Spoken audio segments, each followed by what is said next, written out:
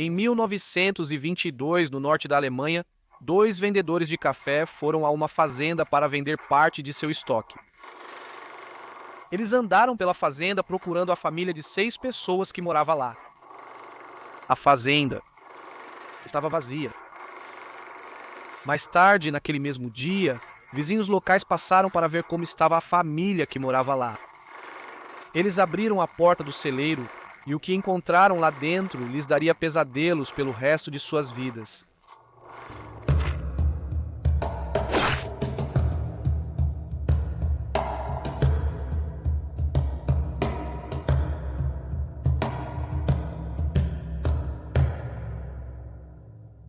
Se quiser me seguir nas redes sociais, você pode fazer isso no Twitter em Piqued Interest, onde interest é escrito com o número 1 no lugar do i, ou no Patreon em patreon.com/thatmovieshow. Também seria muito útil se vocês pudessem curtir, se inscrever e compartilhar o vídeo. Obrigado!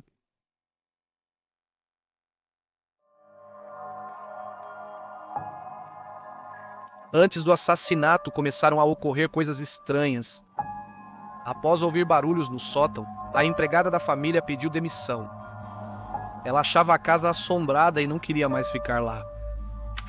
Andreas, o pai da família, resolveu verificar o sótão após ouvir os barulhos, mas não encontrou nada, nem mesmo roedores. Semanas depois, Andreas achou um jornal de Munique na propriedade que ninguém da família havia comprado. Andreas apenas atribuiu isso a um erro de entrega, pensando que o carteiro havia deixado o jornal na propriedade por engano, mas quando ele perguntou aos vizinhos locais, ninguém na região assinava esse jornal. Dias antes da descoberta chocante, Andreas viu pegadas na neve vindas da floresta até o galpão de máquinas, cuja porta teve o cadeado arrombado. As pegadas pararam misteriosamente e Andreas não achou vestígio de ninguém no galpão.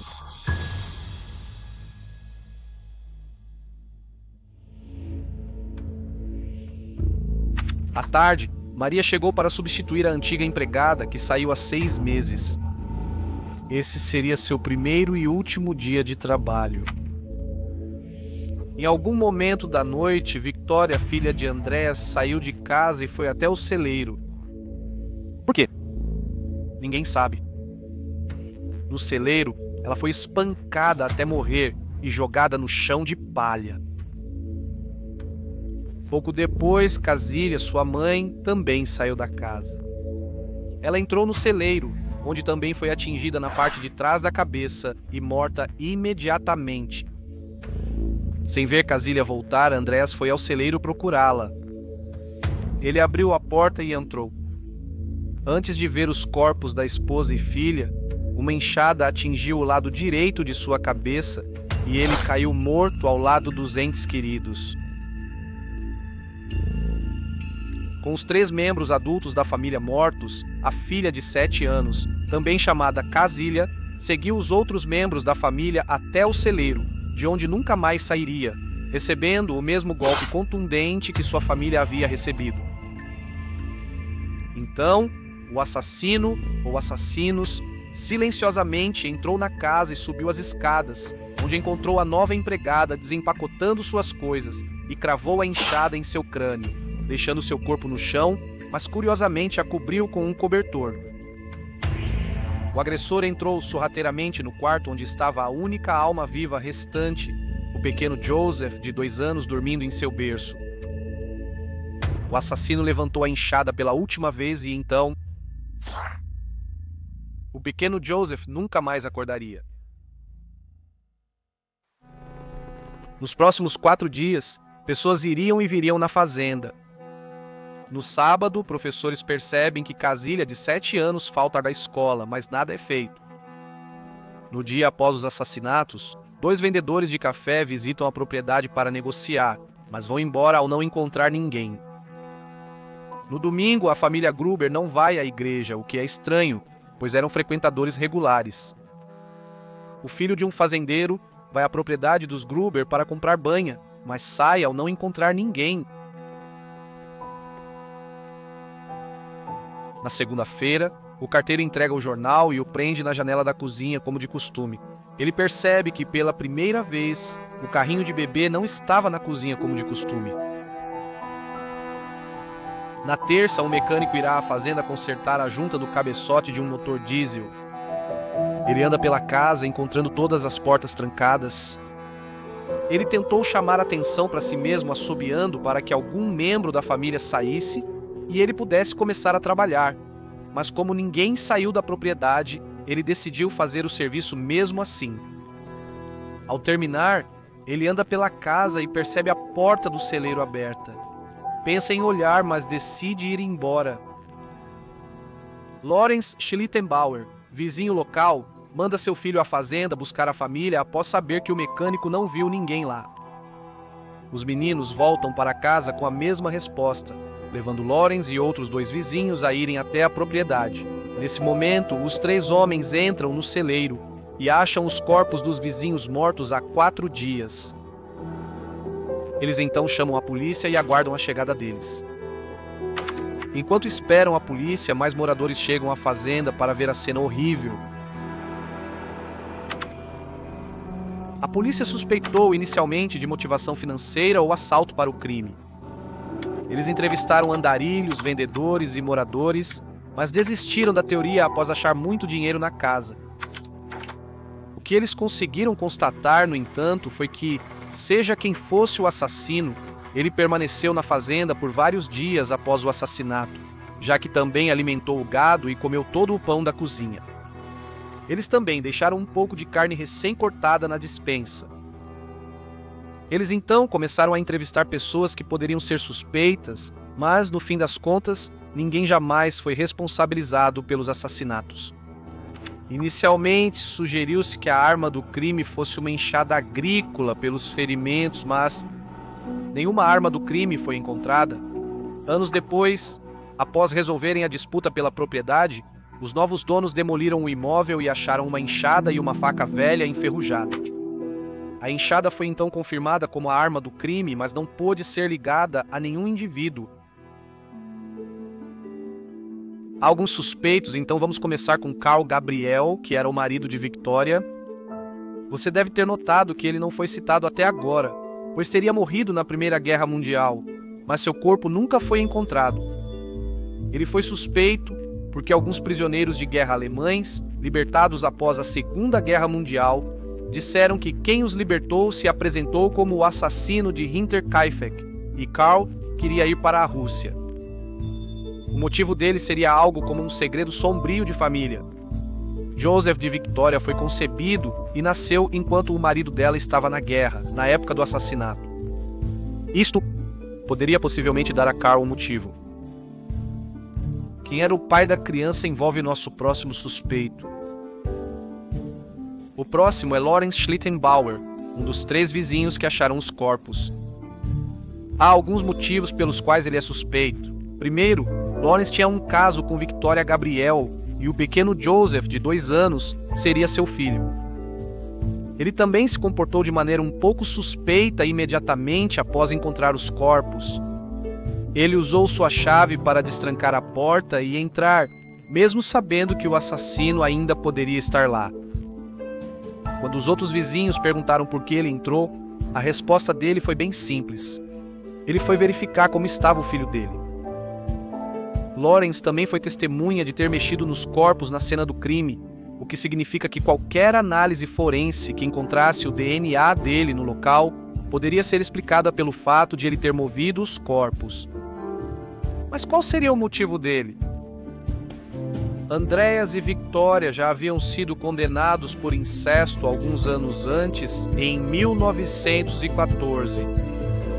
Não é inconcebível que talvez Lawrence tenha presumido que o pequeno Joseph não era seu filho, mas sim fruto daquele relacionamento incestuoso.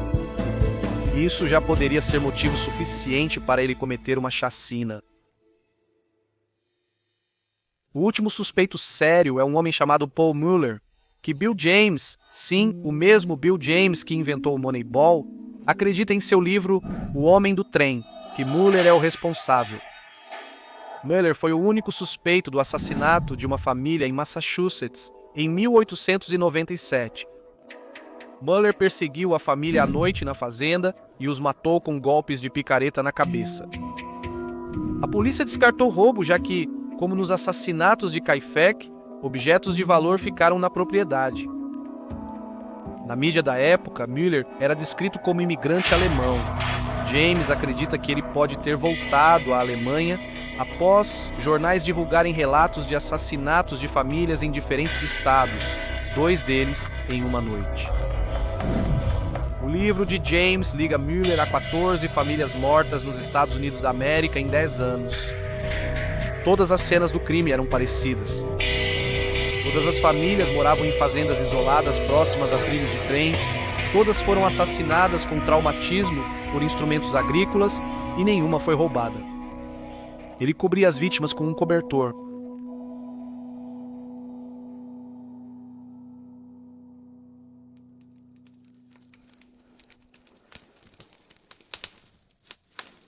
Então, essa é a parte da fogueira do vídeo, onde eu conto para vocês quais são meus pensamentos e opiniões com base nas informações que vimos. Esse caso é interessante e fico feliz que tenha sido sugerido. Então, vamos analisar isso. Como em casos criminais não resolvidos, a polícia precisa ser analisada. A cena não foi isolada por falta de vontade, o que significa que qualquer pessoa cujas impressões digitais ou DNA fossem encontrados no local poderia ser explicada como um simples curioso observador, tornando muito mais difícil identificar um suspeito com a ciência forense. O que me leva ao meu segundo ponto. A polícia não coletou nenhum dado forense da cena. A captura e o processamento de DNA só se tornaram comuns e confiáveis em 1987. DNA não era considerado, mas impressões digitais, pegadas e amostras de cabelo já existiam na época, porém nada disso foi coletado. Acho que o suspeito menos provável é o marido da Victoria, Carl. Não existe prova de que ele sobreviveu à Primeira Guerra Mundial. Supondo que ele realmente tenha sobrevivido e voltado para a fazenda, as pessoas da região não teriam ficado sabendo disso? A família não recebeu seu herói de guerra publicamente? Mesmo que ele tenha voltado em segredo, matado todos após saber da traição da esposa e fugido para a Rússia, por que contaria aos prisioneiros libertados que foi o assassino de Hinter Kaifek? Isso não faz sentido. Eu fiquei dividido entre Lawrence e Mueller. A ideia de que Lawrence descobriu que sua amante teve um caso com o pai e que Joseph, de 2 anos, é fruto disso, é um motivo convincente e fundamental para encontrar criminosos. Além disso, todos foram até o celeiro, o que reforça essa ideia. Inicialmente, a polícia pensou que o barulho dos animais no celeiro poderia ter atraído a família para fora, mas isso foi testado depois, e de dentro da casa você não conseguia ouvir uma pessoa gritando o mais alto que podia, então ouvir animais aflitos beira o impossível. Provavelmente alguém conhecido da família os levou até lá. Isso também explicaria porque a primeira vítima foi Vitória e a última foi o bebê José, Vitória sendo a fonte de sua angústia e José sendo uma lembrança viva disso. Ele tinha motivo, também tinha uma chave da propriedade e era amigo da família, o que lhe dava oportunidade também. Mas se ele estava tendo um caso com Vitória, então provavelmente teria recebido a chave dela para poder entrar e sair para vê-la. E, pessoalmente, acho bem difícil aceitar que ele a mataria em um acesso de ciúmes, e depois mataria todos que moravam lá também, até mesmo uma criança de 2 anos, que pode ou não ser dele, e uma empregada com deficiência intelectual, que talvez nem fosse uma testemunha confiável. Por fim, ao suspeito de Bill James, Paulo Mueller. Essa é a história mais interessante por alguns motivos. Primeiro, é um caso de serial killer, o que sempre traz aspectos interessantes para explorar no campo da psicologia individual. O modus operandi dos crimes anteriores de Mueller é muito parecido com os assassinatos de Hinter Kaifek. Família vive isolada, todas as vítimas assassinadas à meia-noite com golpes na cabeça por objeto contundente, sem sobreviventes. Porém, há algumas inconsistências.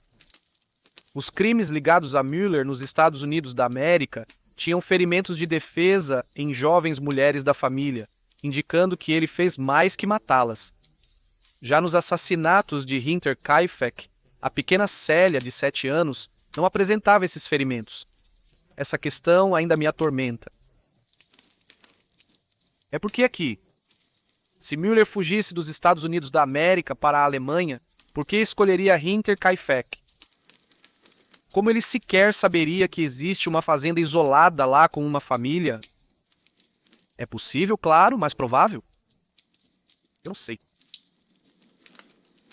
Analisei isso de vários ângulos e, sinceramente, não consigo indicar um suspeito com certeza. A falta de qualquer evidência real e o fato de que os registros são tão antigos que realmente não há muito o que analisar e, você sabe, parte está em alemão, então é bem difícil traduzir. Não posso apontar um suspeito com certeza. Acredito que o principal motivo é Lorenz. Mas isso depende totalmente de Joseph não ser filho dele. E depende dele saber que não é seu filho. E ele não poderia saber disso. Quem você acha que cometeu os assassinatos de Kaifeng?